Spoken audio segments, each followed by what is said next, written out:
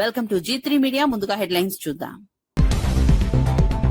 August 15 నాటికి Amaravati seed axis road పూర్తి చేస్తామన్న చంద్రబాబు. అమరావతి కోసం 99.5% మంది రైతులు స్వచ్ఛందంగా భూములిచ్చారన్న చంద్రబాబు.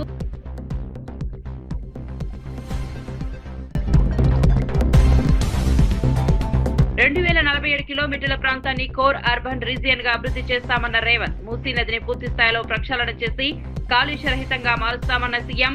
నగరంలోని కాలుష్య పరిశ్రమలను ఇతర ప్రాంతాలకు తరలిస్తామని తెలిపిన రేవంత్. కడపలో 3,478 కోట్ల దాల్మియా సిమెంట్ ప్లాంట్ విస్తరణకు లోకేష్ శంకుస్థాపన. గత వైసీపీ పాలనలో ఏపీ బ్రాండ్ ఇమేజ్ ను దెబ్బతీశారని నారా లోకేష్ తీవ్ర విమర్శ.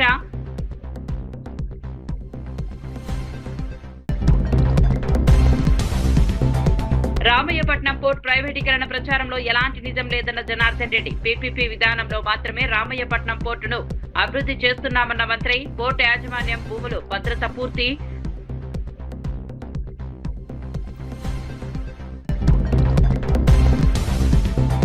ట్రేడ్ మార్క్ డైలాగ్ తో భీమవరం సభలో అభిమానుల్లో ఉత్సాహం నింపిన జగన్. ఇష్టానుసారంగా ఫీడ్ ధరలు పెంచి ఆక్వా రైతులు నట్టేట ముంచుతున్నారని ఫైర్. ట్రాన్స్ఫార్మర్ ధరలు తగ్గిస్తామని హామీ ఏమైందని కూటమి ప్రభుత్వాన్ని ప్రశ్నించిన జగన్. అమరావతి రాజధాని నిర్మాణానికి కొందరు ఏ విధంగా అడ్డుపడ్డారో ప్రజలంతా చూశారని ముఖ్యమంత్రి చంద్రబాబు అన్నారు. ఇబ్రహీంపట్నంలో నిర్వహించిన సభలో మాట్లాడిన సీఎం అమరావతి కోసం 99.5% మంది రైతులు స్వచ్ఛందంగా భూములు ఇచ్చారని తెలిపారు. అయితే 2.5 ఎకరాల భూమిని ఇవ్వకుండా ఓ రైతు రోడ్డు నిర్మాణానికి అడ్డుగా నిలిచారని చెప్పారు. ఎన్నిసార్లు చెప్పినా వినకపోవడంతో భూసేకరణ ద్వారా ఆ భూమిని తీసుకున్నామని వెల్లడించారు. ఇందులో రైతు తప్పులేదని, ప్రతిపక్షంలో ఉన్న కొందరు రోడ్డు నిర్మాణానికి భూమి ఇవ్వకుండా రైతును ప్రోత్సహించారని చంద్రబాబు ఆరోపించారు. అమరావతి అభివృద్ధిని అడ్డుకునేందుకు గతంలో అనేక ప్రయత్నాలు జరిగాయని విమర్శించారు. అన్ని అడ్డంకులను అధిగమిస్తూ రాజధాని నిర్మాణ పనులను వేగంగా పూర్తి చేస్తున్నామని తెలిపారు. ఆగస్టు 15 నాటికి సీడ్ యాక్సిస్ రోడ్ నిర్మాణాన్ని పూర్తి చేస్తామని సీఎం చంద్రబాబు స్పష్టం చేశారు. గుండ్లకమ్మ గేటు ఊడిపోయింది, రిపేర్ చేయాలంటే కాంట్రాక్టర్ రాని పరిస్థితి. వస్తే పనిచేస్తే డబ్బులు ఇవ్వరు కాబట్టి మేము రామని మొరాయించే పరిస్థితి. ఇంకో పక్క మీరు చూస్తే కాలవల్లో ఎక్కడా పూడికి తీయని పరిస్థితి. సాగునీటి సంఘాలని నిర్వీర్యం చేసే పరిస్థితికి వచ్చారు. టెండర్లు కూడా పిలవకుండా దారుణంగా ప్రవర్తించారు. రైతు బాగుంటేనే రాష్ట్రం బాగుంటుంది. ఇరిగేషన్ శాఖకు ఎక్కడ లేని ప్రాధాన్యత ఇస్తామని చెప్పి కూడా నేను మీకు తెలియజేస్తున్నా. మొన్నే తుంగభద్ర 75 సంవత్సరాల్లో తొలిసారి గేటు పోతే కొత్త గేట్లు పెట్టించాం. నిన్ననే ధవళేశ్వరం బ్యారేజ్ గేట్లు పోతే 1924 ఒక్క పని చేయకపోతే 135 కోట్లు ఖర్చు పెట్టి అవన్నీ కూడా పూర్తి చేసే పరిస్థితికి వచ్చాం. హైదరాబాద్ ను కాలుష్య రహిత నగరాన్ని తీర్చిదిద్దేందుకు సమగ్ర ప్రణాళికతో ముందుకు సాగుతామని ముఖ్యమంత్రి రేవంత్ రెడ్డి తెలిపారు. మూసీ నదిని పూర్తి స్థాయిలో ప్రక్షాళన చేసి కాలుష్యం లేకుండా చూస్తామని స్పష్టం చేశారు. మూసీ ప్రక్షాళన, మెట్రో రైలు విస్తరణ, నగరంలోని పరిశ్రమల తరలింపుతో కూడిన 2,073 కిలోమీటర్ల ప్రాంతాన్ని కోర్ అర్బన్ రీజియన్ గా అభివృద్ధి చేస్తామని వెల్లడించారు. ఈ ప్రాంతాన్ని కాలుష్య రహిత సర్వీస్ సెక్టర్ గా తీర్చిదిద్దడమే ప్రభుత్వ లక్ష్యమని చెప్పారు. హైదరాబాద్ వేగంగా విస్తరిస్తున్న నేపథ్యంలో ప్రజలకు మెరుగైన సౌకర్యాలు కల్పించాల్సిన అవసరం ఉందన్నారు. నగరంలో కాలుష్యానికి కారణమవుతున్న పరిశ్రమలను ఇతర ప్రాంతాలకు తరలించాల్సి ఉంటుందని పేర్కొన్నారు. మెట్రో విస్తరణ ద్వారా ప్రజా రవాణాను మరింత బలోపేతం చేస్తామని తెలిపారు.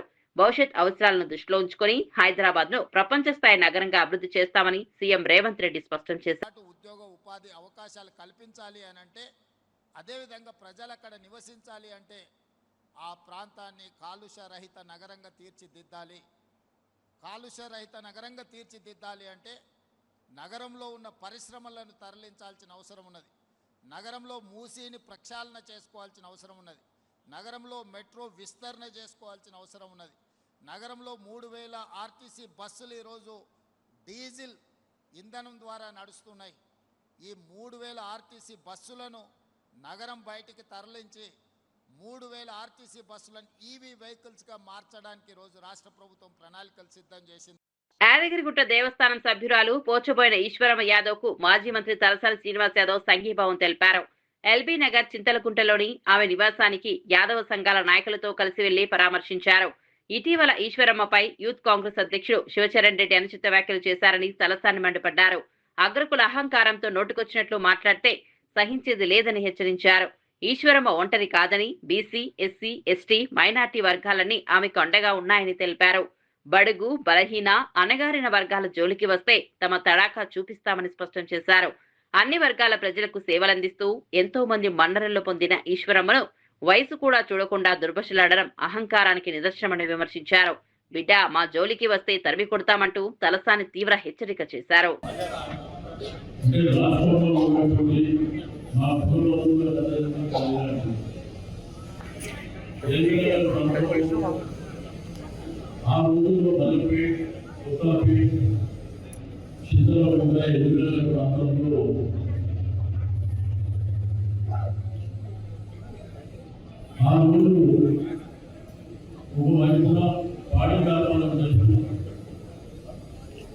రెండు వైపున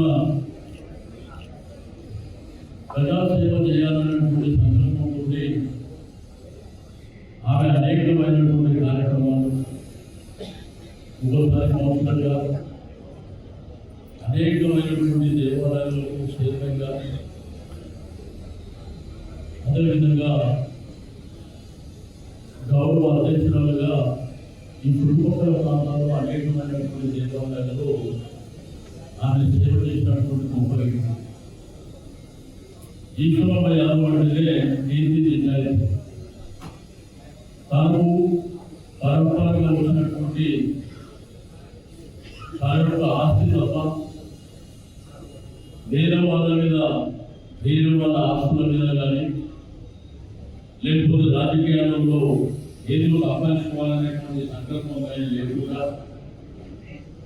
ఉన్నదానిలో ఆమెనే ఇరువుమైనటువంటి సహాయం చేస్తూ ఈ ప్రాంతంలో చాలా మంది ఆమెని ఈశ్వరమ్మ యాదవే కాకుండా ఈశ్వరక్క అని చెప్పి చిన్నప్పుడు పెద్దలందరూ పిలిచేవారు.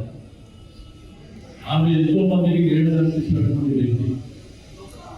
అంటే ఈ ప్రాంతంలోనే కాకుండా ఆంధ్ర ప్రాంతం వల్ల కూడా కనిపించినటువంటి మన వ్యక్తి. సరే, నిన్న కూడా జరిగినటువంటి సంఘటన మీకు అందరికీ తెలుసు. కొంతమందికి ఏంటంటే అహంకారం ఎక్కువైపోయింది. అంటే రాష్ట్రంలో అగ్రలోపల అహంకారం అనేది కొంతమంది బాగా మస్తి పట్టి వారు మాట్లాడేటువంటి భాష. దీంట్లో ఈశ్వరమ్మ గురించి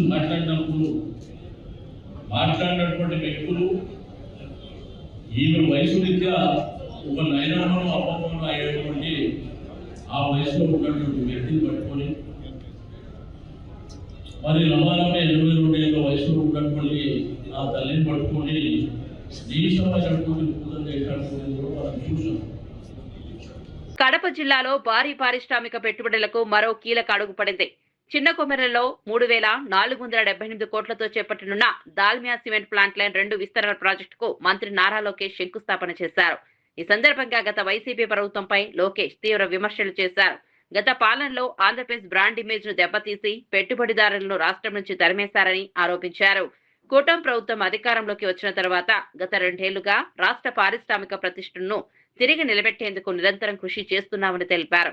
యువతకు భారీగా ఉద్యోగ, ఉపాధి అవకాశాలు కల్పించడమే లక్ష్యంగా పెట్టుబడులను ఆకర్షిస్తున్నామని చెప్పారు. దాల్మియా సిమెంట్ ప్లాంట్ విస్తరణతో కడప జిల్లాలో పారిశ్రామిక అభివృద్ధి మరింత వేగవంతం అవుతుందని పేర్కొన్నారు.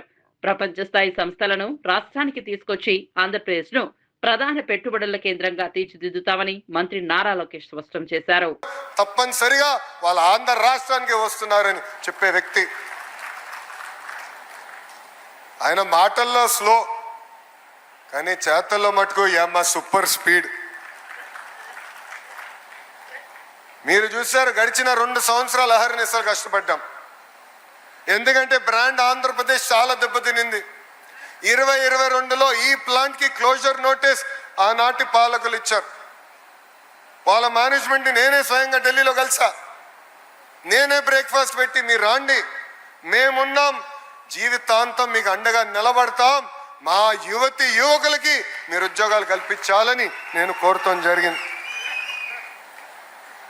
కొత్త కంపెనీలు తీసుకొస్తాం ఒక పక్కన, కానీ కంపెనీలు ఎవరైతే ఆంధ్ర రాష్ట్రంలో పెట్టుబడులు ఇప్పటికే పెట్టారో వాళ్ళ చేత ఎక్స్పాన్షన్లు కూడా చేపించాల్సిన బాధ్యత మనందరిపైన ఉంది. ఈరోజు వాళ్ళు పెట్టుబడులు పెడుతున్నారంటే దాని వెనకాల మన పిల్లల కష్టం ఉంది. ఇప్పుడే ఆదినారాయణ రెడ్డి గారు ఒక మాట చెప్పారు, కొంతమంది వచ్చి కార్డు పెట్టేసి బటన్ నొక్కి వెళ్ళిపోతున్నారు బయటికని. అది మారాలి. యువకులకి పిలిపిస్తున్నాం,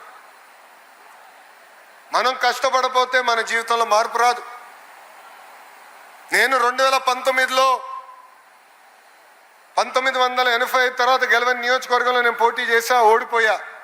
5300 ఓట్లతో ఓడిపోయా. 5 సంవత్సరాలు అహర్నిశలు మా మంగళగిరి నియోజకవర్గంలో కష్టపడ్డాను. ఈరోజు ఆంధ్ర రాష్ట్ర చరిత్రలో ఎప్పుడు లేని విధంగా 3rd హైయెస్ట్ మెజారిటీ నేను సాధించాను. దాని వెనకాల కష్టం ఉంది, దాని వెనకాల చెమట ఉంది. ఇక్కడున్న యువకులందరూ నేను కోరుతున్నా, కష్టపడదాం, పని చేద్దాం, కంపెనీల్లో కూడా మనం ఎదుగుదాం. కలిసికట్టుగా మన రాష్ట్రాన్ని మనం నిర్మించుకోవాలి. రాష్ట్ర విభజన వల్ల ఎంత నష్టపోయామో మనందరూ తెలుసు. కట్టుబట్టలతో మెడబట్టి మనం బయటికి గెంటేశారు. రాజధాని ఎక్కడ పెట్టాలో చెప్పలేదు. రాజధాని కనీసం నిధులు కూడా ఆనాడు ఇవ్వలేదు. సొంత కాలుపైన ఈరోజు నిలబడుతున్నాం. నాలో కసి ఉంది, ఆంధ్ర రాష్ట్రాన్ని అన్ని రంగాల్లో నంబర్ 1 చేయాలని. కానీ అది నేను సాధించాలంటే యువకుల ప్రోత్సాహం నాకు కావాలి, మీ సహకారం నాతో ఉండాలి. ఈరోజు పక్క రాష్ట్రాలతో మేము పోటీ పడుతున్నాం. పక్క రాష్ట్రాలతో పోటీపడి రాయల్ ఎన్ఫీల్డ్ తీసుకొచ్చాం. పక్క రాష్ట్రాలతో పోటీపడి ఈరోజు ఆమ్కా తీసుకొచ్చాం. కియా ఎక్స్పాన్షన్ చేస్తున్నారు తెలిసిన వెంటనే నేను వాళ్ళ హెడ్ క్వార్టర్స్కి వెళ్ళి ఏకంగా వాళ్ళ చేత ఎక్స్పాన్షన్ కూడా ఆంధ్ర రాష్ట్రంలో పెట్టాలని వాళ్ళకి చెప్తాం జరిగింది. సో ఏ ఒక్క విషయంలో మనం వెనకబడకూడదు, అన్ని రంగాల్లో మనం ముందరికి వెళ్ళాలి. అందుకే అహర్నిశలు మేము కష్టపడుతున్నాం. దానికి మీ సహకారం ఉండాలని యువకులందరికీ నేను పిలిపిస్తున్నా. ఇక్కడ ఇండస్ట్రీని కూడా నిరుద్యోగ యువకులుగా అనుసంధానం చేయాలి. వాళ్ళందరూ నేను కలిసినప్పుడు ఒకటే అడుగుతారు, స్కిల్డ్ యూత్ ఉన్నారా లేదా అని. అందుకే ఐటీఐలన్నీ ఇలాంటి కంపెనీస్తో అనుసంధానం చేసి వాళ్ళ ఎక్విప్మెంట్ కూడా తీసుకెళ్లి ఐటీఐలో పెట్టి ట్రైనింగ్ చేపించి ముందలు తీసుకెళ్లి లక్ష్యంతో పనిచేస్తున్నాం. షాబాద్ పోక్సో కేసు నిందితుడు రాజ్ కుమార్ కు బెయిల్ రావడంపై బీఆర్ఎస్ నేత ఆర్ఎస్ ప్రవీణ్ కుమార్ సంచలన ఆరోపణలు చేశారు. కాంగ్రెస్ లీగల్ సెల్ కు చెందిన లాయర్ కారణంగానే నిందితుడికి బెయిల్ వచ్చిందని ఆరోపించారు. Congress legal cell vice president Bhikshapathi Goud ఈ కేసుల్లో పబ్లిక్ ప్రాసిక్యూటర్ గా ఉన్నారని పేర్కొన్నారు. కాంగ్రెస్ నాయకులకు పబ్లిక్ ప్రాసిక్యూటర్ పోస్టులు ఇస్తే మహిళలకు రక్షణ ఎలా లభిస్తుందని ప్రశ్నించారు.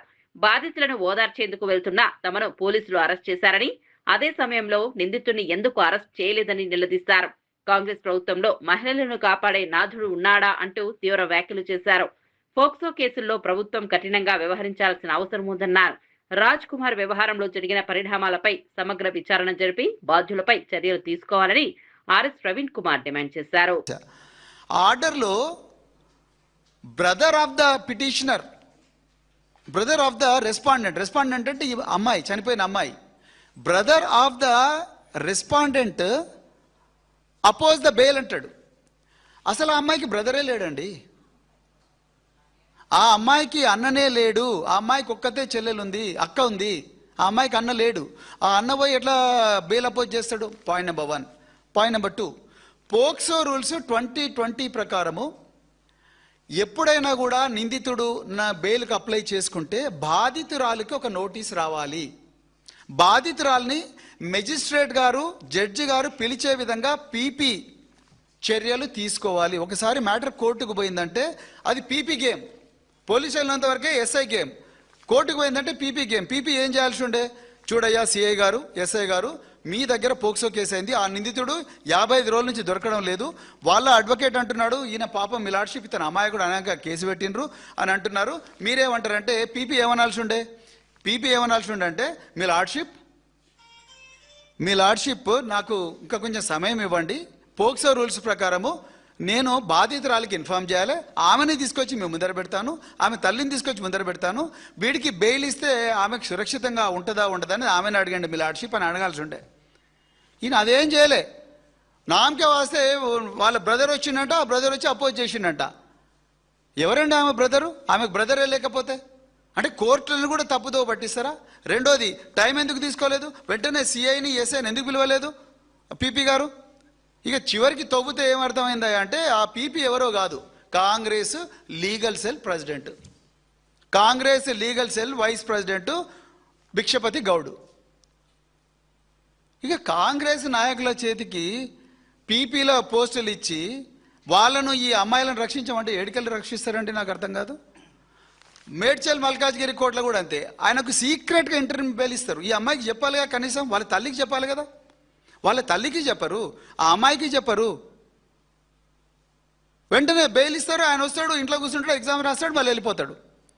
నిజానికి చెప్తున్నాండి, హైకోర్టులో కూడా వీళ్ళు ఒక ప్రైవేట్ లాయర్ను పెట్టుకోకపోయి ఉండుంటే ఈ కేసు ఎప్పుడో వీగిపోయేది. ఇప్పటికి కూడా ఆమె ఏడుస్తూ ఉన్నది బాధితురాలు. సార్, నేను ఎఫ్ఐఆర్లో కేంద్ర మంత్రి నన్ను బెదిరించిండని చెప్పిన, ఎఫ్ఐఆర్లో సంగప్ప అనే వ్యక్తి మధ్యవర్తిత్వం చేసిందని చెప్పిన. మరి వీళ్ళని నోటీసులు పిలిపించి అడగాలి కదా సార్, ఎందుకు అడుగుతలేరని అడుగుతా ఉంది. మరి ఇదే అడగాల్సిన ప్రశ్నలు ఎవరు? పీపీ అడగాలి కదా. మరి పీపీలే చేతులు ఎత్తేస్తే ఎట్లా?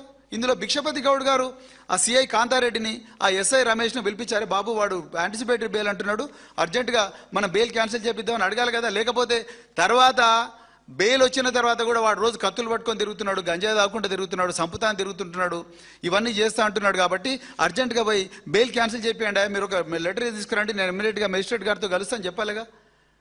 ఇవేమీ జరగలేదు. అంటే ఏంటి అసలు? మహిళలు వాళ్ళ ప్రాణాలంటే మీకు ఏమైనా లెక్క ఉన్నదా? ఓదార్చడానికి పోతే మమ్మల్ని అరెస్ట్ చేస్తారు, స్పెషల్ పార్టీలు పెట్టి అరెస్ట్ చేస్తారు. మరి అదే అరెస్టు వాళ్ళని చేయొచ్చు కదా, నిందితులను. సో పోక్సో విషయంలో చాలా క్లియర్గా బీఆర్ఎస్ పార్టీ ఉన్నది. వాళ్ళు ఎవరైనా కూడా ఎంతటి వాళ్ళైనా బెయిల్ ఇవ్వకూడదు, బెయిల్ రద్దు చేయాలి. ఎందుకంటే చిన్నపిల్లలకు వాళ్ళకి ఏం జరుగుతుందో తెలియదు, వాళ్ళ బాడీలకు ఏం జరుగుతుందో తెలియదు, వాళ్ళని ఎవరేం చేస్తున్నారో తెలియదు, వాళ్ళు చెప్పుకున్న వినే నాదుడు ఎవరు ఉండరు. మరి ఇవంతా చూడాల్సింది ఎవరు? హోంమంత్రి, ముఖ్యమంత్రి ఒక్కరే ఉన్నారు, రేవంత్ రెడ్డి గారే చూడాలి కదా. లేకపోతే అమ్మ నా వల్ల అయితే లేదు, వేరే వాళ్ళకి ఇస్తున్నా చెప్పి వేరే వాళ్ళకి ఇచ్చేయాలి, మీరే చేయండి అని చెప్పాలి. అది లేదు, ఇది లేదు. ఒక డీజీపీ స్టేట్మెంట్ ఇవ్వడు, ఒక హోమ్ మినిస్టర్ స్టేట్మెంట్ ఇవ్వడు, మరి ఎవరు ఇస్తారు? సో ఈ విషయంలో కాంగ్రెస్ పార్టీ పూర్తిగా నిందితుల పక్షానే ఉంటుంది. కాంగ్రెస్ పార్టీలో లీగల్ సెల్ వైస్ ప్రెసిడెంట్గా ఉన్న స్పెషల్ పీపీ ఆయన చేయబట్టే ఇవాళ ఆ నిందితుడు రాజ్ కుమార్ అంటోడు అరెస్ట్ కాలేదు, వానికి యాంటిసిపేటరీ బెయిల్ దొరికింది, వాడు వచ్చి 6 మందిని చంపేసి వాడు కూడా చచ్చిపోయాడు. ఇది వాస్తవం. రంగారెడ్డి జిల్లా శంషాబాద్ మండలం బహదూర్గూడలో ప్రతిపాదిత బుల్లెట్ ట్రైన్ ప్రాజెక్టుకు వ్యతిరేకంగా రైతుల ఆందోళన కొనసాగుతోంది.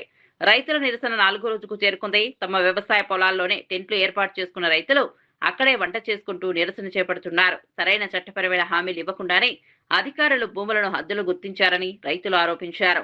భూసేకరణ ప్రక్రియ ప్రారంభించే ముందు భూముల రికార్డులు, సర్వే నివేదికలను పూర్తిగా పరిశీలించాలని డిమాండ్ చేశారు. పారదర్శకంగా మరోసారి కొత్త సర్వే నిర్వహించిన తర్వాతే ప్రభుత్వం ముందుకు వెళ్లాలని కోరారు. దశాబ్దాలుగా సాగు చేసుకుంటున్న భూములను ఎలాంటి స్పష్టత లేకుండా స్వాధీనం చేసుకునే ప్రయత్నం చేయడం సరికాదని రైతులు ఆవేదన వ్యక్తం చేశారు. తమ సమస్యలను ప్రభుత్వం వెంటనే పరిష్కరించాలని, భూములకు సంబంధించిన పూర్తి వివరాలను ప్రజల ముందు ఉంచాలని డిమాండ్ చేశారు. న్యాయం జరిగే వరకు ఆందోళన కొనసాగిస్తామని రైతులు స్పష్టం చేశారు. చేసుకోండి అనే మాట మాట్లాడింది సార్. ఇప్పుడు ల్యాండ్ సామరస్యం చేయనికే మేము అగ్రి ఉన్నాం సార్. మాకేమంటారు, కాంపన్సేషన్ అన్న కరెక్ట్ ఉండాలి కదా సార్. ఇప్పుడు 500 గజాలు తీసుకొని నేను పూలు పెట్టుకోవాలన్నా, ఏం పెట్టుకొని ఇట్లా నా జీవనాధారం ఏం చేసుకోవాలి సార్? నేను మా రైతులకు అందరు కూడా 1350 ఎకరాలను మీరు పట్టదారు పాస్బుక్లు ఇవ్వాలని మా డిమాండ్. అయోధ్య రామాలయానికి భక్తులు సమర్పించిన విరాళాల చోరీ ఆరోపణలపై సుప్రీంకోర్టు సిట్టింగ్ జడ్జితో విచారణ జరిపించాలని తెలంగాణ బ్రాహ్మణ సంక్షేమ పరిషత్ చైర్మన్ బసవరాజు శ్రీనివాస్ డిమాండ్ చేశారు. రాముడిపై భక్తితో దేశవ్యాప్తంగా కోట్లాది మంది భక్తులు విరాళాలు సమర్పించారని, ఆ నిధుల వినియోగంలో అవకతవకలు జరిగాయన్న ఆరోపణలు తీవ్ర ఆందోళన కలిగిస్తున్నాయని పేర్కొన్నారు. ఉత్తరప్రదేశ్ లో చిన్న ఘటన జరిగినా బుల్డోజర్లు వస్తాయని చెప్పే ప్రభుత్వం రాముడి డబ్బులు కాజేశారన్న ఆరోపణలు ఎదుర్కొంటున్న వారి వద్దకు ఎందుకు వెళ్లడం లేదని ప్రశ్నించారు. ఈ వ్యవహారంలో ఎవరున్నా కఠిన చర్యలు తీసుకోవాలని డిమాండ్ చేశారు. భక్తుల విరాళాలకు సంబంధించిన పూర్తి వివరాలను ప్రజల ముందు ఉంచాలని కోరారు. రాజకీయాలకు అతీతంగా పారదర్శక విచారణ జరిపితేనే వాస్తవాలు బయటికి వస్తాయని తెలిపారు. సుప్రీంకోర్టు సిట్టింగ్ జడ్జి పర్యవేక్షణలో విచారణ జరిపించి బాధ్యులను శిక్షించాలని బసవరాజు శ్రీనివాస్ డిమాండ్ చేశారు. ఏ దుర్మార్గం జరిగినా రాత్రికి బుల్డోజర్ వస్తుంది కదా, మరి ఈ రాముడు పైసలు దొబ్బేసిన వాళ్ళ దగ్గర ఇండ్లు విల్లాల దగ్గరికి బుల్డోజర్ ఎందుకు రాలేదు? ఇది ప్రశ్న. ఈ ప్రశ్నకి సమాధానం చెప్పాల్సిన అవసరం ఉంది. సిట్ విచారణ మీ అందరికీ తెలుసు. సిట్ అనేది గవర్నమెంట్ ఆఫ్ ఉత్తరప్రదేశ్ చేస్తుంది. వాళ్ళు గవర్నమెంట్ ఎట్లా తలుచుకుంటే అట్లనే సిట్ రిపోర్ట్ ఉంటుంది, కానీ దీనివల్ల ఎటువంటి లాభం లేదు. అందుకని దీనికి ఒక సిట్టింగ్ సుప్రీంకోర్టు జడ్జి ద్వారా దీన్ని విచారణ చేపించడం, సిబిఐ ఎంక్వైరీ చేయడం, ఇట్లాంటివి చేయాలని చెప్పి కూడా మేమందరం డిమాండ్ చేస్తాం. ఆక్వా రైతుల సభలో వైసీపీ అధినేత జగన్ తన ట్రేడ్ మార్క్ డైలాగ్ తో అభిమానుల్లో ఉత్సాహం నింపారు. కూటమి ప్రభుత్వ విధానాలపై తీవ్ర విమర్శలు చేసిన జగన్ ఇష్టానుసారంగా ఫీడ్ ధరలు పెంచుతూ ఆక్వా రైతులను నట్టేట ముంచుతున్నారని ఆరోపించారు. ఎన్నికల సమయంలో ఆక్వా రైతులకు ఇచ్చిన హామీలను అమలు చేయడంలో ప్రభుత్వం విఫలమైందని మండిపడ్డారు. సీఎం చంద్రబాబు ట్రాన్స్ఫార్మర్ ధరలు కూడా తగ్గిస్తామని చెప్పారని గుర్తు చేశారు. మరి ఇప్పుడు ధరలు తగ్గించారా అంటూ సభకు హాజరైన వారిని జగన్ ప్రశ్నించారు. ఈ సందర్భంగా తనదైన శైలిలో గట్టిగా ఇలా ఇలా ఇలా అనండి అంటూ వ్యాఖ్యానించడంతో అభిమానులు, వైసీపీ కార్యకర్తలు ఉత్సాహంగా స్పందించారు. జగన్ ట్రేడ్ మార్క్ డైలాగ్ తో సభా ప్రాంగణంలో ఒక్కసారిగా సందడి నెలకొంది. ఆక్వా రైతుల సమస్యలపై ప్రభుత్వం వెంటనే స్పందించాలని, ఫీడ్ ధరలు నియంత్రించి రైతులకు అండగా నిలవాలని జగన్ డిమాండ్ చేశారు. మాదిరిగా ఆక్వా రైతులను కూడా చంద్రబాబు నాయుడు గారు ఇదే మాదిరిగానే మోసం చేస్తూ వచ్చాడు. ఇదిగో చంద్రబాబు నాయుడు గారి మేనిఫెస్టో. ఆక్వా రైతులకు సంబంధించి చంద్రబాబు నాయుడు గారి మేనిఫెస్టో. ఆక్వా రైతులకు సంబంధించి చంద్రబాబు నాయుడు గారి మేనిఫెస్టో. చంద్రబాబు నాయుడు గారు చెప్పాడు, అవసరమైన జిల్లాలలో 5,000 టన్నుల కోల్డ్ స్టోరేజ్ అన్నాడు. కట్టాడా అని అడుగుతా ఉన్నాను.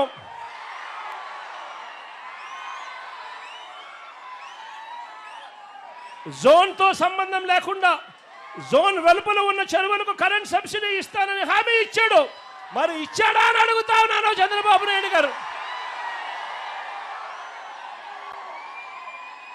ట్రాన్స్ఫార్మర్ ధరలు తగ్గిస్తానన్నాడు, తగ్గించాడా అని అడుగుతా ఉన్నాను.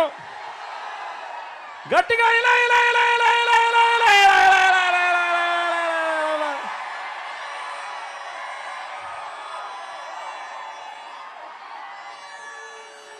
ఏరియేటర్లకు సబ్సిడీ ఇస్తానన్నాడు, ఇచ్చాడా అని అడుగుతా ఉన్నాను. ఇలా ఇలా ఇలా ఇలా ఇలా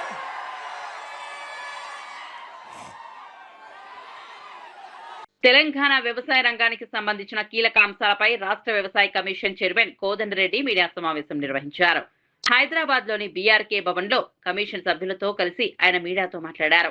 రాష్ట్రంలో రైతులు ఎదుర్కొంటున్న సమస్యలు, వ్యవసాయ రంగ అభివృద్ధి, ప్రభుత్వ విధానాలు, రైతు సంక్షేమానికి తీసుకోవాల్సిన చర్యలపై కమిషన్ దృష్టి సారించినట్లు తెలిపారు. క్షేత్రస్థాయిలో రైతుల నుంచి వస్తున్న అభిప్రాయాలను పరిశీలిస్తూ ప్రభుత్వానికి అవసరమైన సూచనలు అందిస్తున్నామని పేర్కొన్నారు. వ్యవసాయాన్ని లాభసాటిగా మార్చడంతో పాటు రైతులకు మెరుగైన అవకాశాలు కల్పించే దిశగా చర్యలు అవసరమన్నారు. పంటల సాగు, మార్కెటింగ్, రైతులకు అవసరమైన సహకారం వంటి అంశాలపై సమగ్రంగా అధ్యయనం చేస్తున్నట్లు వెల్లడించారు. రైతుల ప్రయోజనాలే ప్రధాన లక్ష్యంగా వ్యవసాయ కమిషన్ పనిచేస్తోందని కోదండరెడ్డి స్పష్టం చేశారు.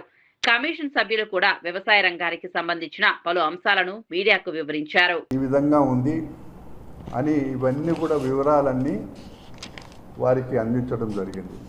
ఏం చేయమంటారు అన్నారు. సార్ ఇది బ్యాన్ చేస్తే మంచిది అని మా అభిప్రాయం చెప్పినాం. వెంటనే గౌరవ ముఖ్యమంత్రి గారు కన్సర్న్ సెక్రటరీకి చెప్పి, అదేవిధంగా గౌరవ అగ్రికల్చర్ మినిస్టర్ గారికి కూడా సూచన చేసి అదే శాసనసభలో ప్రస్తావన తీసుకొచ్చి ఈ రాష్ట్రంలో తాత్కాలికంగా మాకుండే చట్టపరంగా మాకుండే అధికారం ప్రకారంగా నిషేధించబడ్డది. అయితే ఇది ఈరోజు ఆనాడు తీసుకున్న నిర్ణయం గౌరవ ముఖ్యమంత్రి గారు రేవంత్ రెడ్డి గారు కానీ, అగ్రికల్చర్ మినిస్టర్ గారు కానీ, శాసనసభ వ్యవహారాల మంత్రి శ్రీధర్ బాబు గారు కానీ అది చాలా సీరియస్గా తీసుకొని ఆ రోజు ఆ నిర్ణయం తీసుకున్నారు. ఈరోజు నిన్న సాయంకాలము కేంద్ర ప్రభుత్వంలో ఒక గెజిట్ నోటిఫికేషన్ వచ్చింది. ఇది దేశంలో కూడా నిషేధిస్తున్నాము అనే మాట. ఆ మాట వచ్చినప్పుడు ఇది మరి గడ్డి మందు ఎక్కడ ఉత్పత్తి అవుతుంది? ఈ గడ్డి మందు ఉత్పత్తి చేస్తున్న వాళ్ళు, అమ్ముకుంటున్న వాళ్ళు స్విట్జర్లాండ్, చైనా. అక్కడ ఉత్పత్తి అయ్యి ప్రపంచంలో అమ్ముతున్నారు వాళ్ళు. చాలా దేశాలలో బ్యాన్ ఉన్నది, కానీ వ్యాపార రీత్యా ఈ సింజెంటా కంపెనీ ఒరిజినల్గా వాళ్ళకుండే హక్కును వివిధ కంపెనీలకు వాళ్ళ హక్కును ఇవ్వడం వల్ల ఎంతోమంది ఎవరెవరో మ్యానుఫ్యాక్చరింగ్ చేసి వ్యాపారం చేస్తున్నారు. చివరిగా కేంద్ర ప్రభుత్వం ఒక నిర్ణయం తీసుకున్నది. దానికి గాను దేశ రైతాంగం పక్షాన, రాష్ట్ర రైతాంగం పక్షాన, మా కమిషన్ పక్షాన కూడా ధన్యవాదాలు. అన్నిటికంటే ముఖ్యంగా రేవంత్ రెడ్డి గారు రైతుల విషయానికి వచ్చినప్పుడు వెంటనే ఇక్కడ బ్యాన్ చేయడం వల్ల దీన్ని ఆసరాగా తీసుకొని ఆ డాక్టర్లంతా కూడా కలిసి ఢిల్లీకి వెళ్ళారు. ఈ రాష్ట్రంలో బ్యాన్ చేసిండ్రు కాబట్టి ఇదొక ఆసరాగా తీసుకొని దీన్ని దేశంలో ప్రధానమంత్రికి, అగ్రికల్చర్ మినిస్టర్ గారికి కూడా ఈ నిర్ణయాన్ని చెప్పడం వల్ల కాపు ఉద్యమ నేత ముద్రగడ పద్మనాభం రాజకీయాల్లో ధృవతార లాంటి వ్యక్తి అని బీజేపీ నేత మాధవ్ కొనియాడారు. ఆత్మాభిమానానికి ముద్రగడ చిరునామాగా నిలిచారని పేర్కొన్నారు. ప్రజా సమస్యల పరిష్కారంతో పాటు అన్ని వర్గాల హక్కుల కోసం ఆయన నిరంతరం పోరాటం చేశారని గుర్తు చేశారు. తాను నమ్మిన సిద్ధాంతాలు, లక్ష్యాల సాధన కోసం ముద్రగడ ఎప్పుడూ వెనకడుగు వేయలేదని తెలిపారు. రాజకీయ ఒత్తిళ్లు ఎదురైనా రాజీ పడకుండా ఉద్యమాలను కొనసాగించిన గొప్ప నాయకుడిని ప్రశంసించారు. ప్రజల కోసం పోరాడడమే జీవిత లక్ష్యంగా ముద్రగడ ముందుకు సాగారని చెప్పారు. ఆయన చూపిన నిబద్ధత, పట్టుదల, పోరాట స్ఫూర్తి ఎంతో మందికి ఆదర్శంగా నిలిచిందన్నారు. రాజకీయాల్లో విలువలకు ప్రాధాన్యమిచ్చిన నాయకుడిగా ముద్రగడ పద్మనాభం పేరు చిరస్థాయిగా నిలిచిపోతుందని మాధవ్ పేర్కొన్నారు. ఆయన మరణం రాష్ట్ర రాజకీయాలకు, ప్రజా ఉద్యమాలకు తీరని లోటని తెలిపారు. ఆ విధంగా మొత్తం ఆయన జీవితం యావత్తు కూడా అనేక రకాల పోరాటాలు, అనేక రకాల ఆవేశాలు, అనేక రకాల విజయాలు, అలాగే అనేక రకాల వెన్నుపోట్లు కూడా ఆయన జీవితంలో ఉంది. ఆ విధంగా మొత్తం ఒక రాజకీయ దురంధరుడు ఒక ప్రాంతాన్ని ప్రభావితం చేయడంతో పాటు ఒక సామాజిక వర్గానికి ఆయన పోరాటం చేశాడు. కేవలం ఒక సామాజిక వర్గం కాక అన్ని వర్గాల కోసం కూడా ఆలోచన చేశాడు. ఆ విధంగా సుదీర్ఘ రాజకీయ జీవితంలో ఆయన పార్టీల కన్నా రామయ్యపట్నం పోర్టును ప్రైవేటీకరణ చేస్తున్నారంటూ జరుగుతున్న ప్రచారంలో ఎలాంటి నిజం లేదని ఏపీ ఆర్&బి శాఖ మంత్రి బీసీ జనార్దన్ రెడ్డి స్పష్టం చేశారు. పీపీపీ విధానంలో మాత్రమే పోర్టును అభివృద్ధి చేస్తున్నామని తెలిపారు.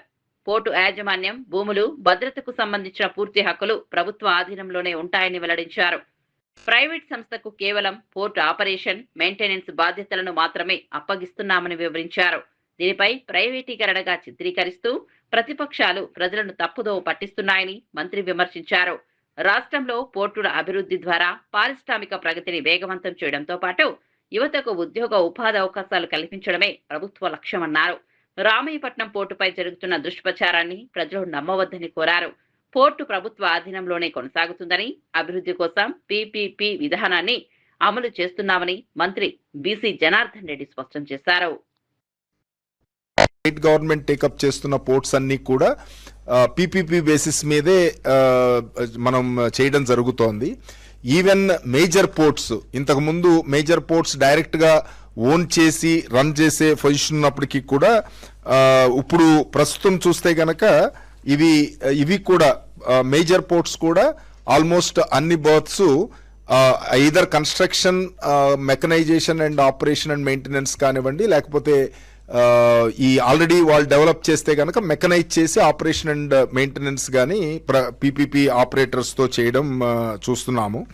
సో ఇందులో మనం ఈ పర్టికులర్ ఆర్ఎఫ్పిలో ఈ ప్రాజెక్ట్ స్ట్రక్చరు DB-40 బేసిస్ మీద మనం ఇస్తున్నాము. అంటే మనం డెవలప్ చేసింది కాకుండా బ్యాలెన్స్ ఇంకా ఫర్దర్గా డెవలప్ చేయాలి కాబట్టి 30+20 years, 30 years with additional 20 years అనేది మన ఎగ్జిస్టింగ్ పోర్ట్స్ కూడా మనం గంగవరం అండ్ కృష్ణపట్నం కూడా సిమిలర్ మోడల్లోనే మనం ఇవ్వడం జరిగింది. సో ఇది కంపల్సరీగా కెపాసిటీ ఎడిషన్, అంటే ఇప్పుడు మనం డెవలప్ చేసిన 4 బర్త్సే కాకుండా దీన్ని ఫస్ట్ మెకనైజ్ చేసి దాన్ని ఆపరేషన్ మెయింటెనెన్స్ చేయడంతో పాటు డిఫైన్ టైమ్ లిమిట్స్, అంటే 45% కెపాసిటీ యూటిలైజేషన్ రాగానే ఆటోమేటిక్గా నెక్స్ట్ ఫేజ్ ట్రిగ్గర్ అయ్యేటట్టు నెక్స్ట్ 2 బర్త్స్, తర్వాత మళ్ళీ ఇంకో 2 బర్త్స్, ఈ 4 బర్త్స్ కూడా అయిపోయిన తర్వాత సెకండ్ ఫేజ్ మనం బ్రేక్ వాటర్స్ అవన్నీ కూడా డెవలప్ చేయడానికి పెట్టుకోవడం జరిగింది. సో మన అథారిటీకి 12% ఈక్విటీ స్టేక్ అనేది మనం ల్యాండ్కి ఇన్ లియూ ఆఫ్ ల్యాండ్ మనం తీసుకుంటున్నాము. ఇది కాకోకుండా 1500 crores మనం అప్ ఫ్రంట్ ప్రీమియం తీసుకుంటున్నాము. సో దాంతోపాటు మెయిన్ కీ పారామీటర్ ఇందులో గ్రాస్ రెవెన్యూలో ఎంత పర్సంటేజ్ ఇస్తారు అనేది. ఇది గ్లోబల్ టెండరు, ట్రాన్స్పరెంట్ గా ఎవరైనా పార్టిసిపేట్ చేయడానికి అవకాశం ఉంటుంది. సో మనం హైయెస్ట్ ఎవరైతే గ్రాస్ మనం వాళ్ళకు వచ్చే గ్రాస్ ఇన్కమ్ లో హైయెస్ట్ పర్సంటేజ్ ఎవరు ఆఫర్ చేస్తారో వాళ్ళకే మనం ఇచ్చే అవకాశం ఉంటుంది. సో దీంతో పాటు 20 years తర్వాత అంటే 20 years తర్వాత ప్రతి 3 years కి 1% రెవెన్యూ షేర్ కూడా పెరిగేటట్టు కూడా పెట్టడం జరిగింది. ఎందుకంటే 20 years కి పోర్ట్ ఆల్మోస్ట్ చాలా వరకు ఇన్కమ్ మనం వాళ్ళకి డిప్రిషియేట్ అవుతుంది కాబట్టి. అలాగే మినిమం గ్యారంటీడ్ రెవెన్యూ కూడా ఫస్ట్ ఇయర్ నుంచే మినిమం 10 కోట్ల నుంచి 5. ఆగస్టు 15 నాటికి అమరావతి సీడ్ యాక్సిస్ రోడ్ పూర్తి చేస్తామన్న చంద్రబాబు. అమరావతి కోసం 99.5% మంది రైతులు స్వచ్ఛందంగా భూములిచ్చారన్న చంద్రబాబు.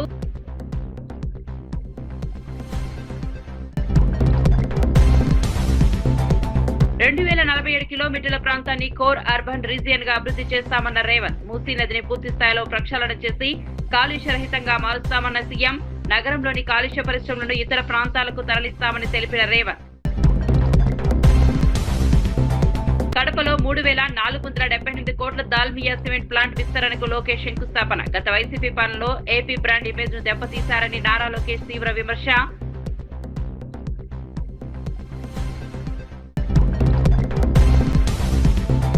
రామయ్యపట్నం పోర్ట్ ప్రైవేటీకరణ ప్రచారంలో ఎలాంటి నిజం లేదన్న జనార్దన్ రెడ్డి. పీపీపీ విధానంలో మాత్రమే రామయ్యపట్నం పోర్టును అభివృద్ధి చేస్తున్నామన్న మంత్రి. పోర్టు యాజమాన్యం భూములు భద్రత పూర్తి.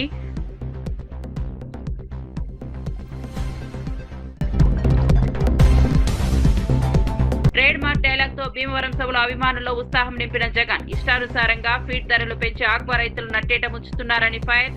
ట్రాన్స్ఫార్మర్ ధరలు తగ్గిస్తామని హామీ ఏమైందని కూటమి ప్రభుత్వాన్ని ప్రశ్నించిన జగన్.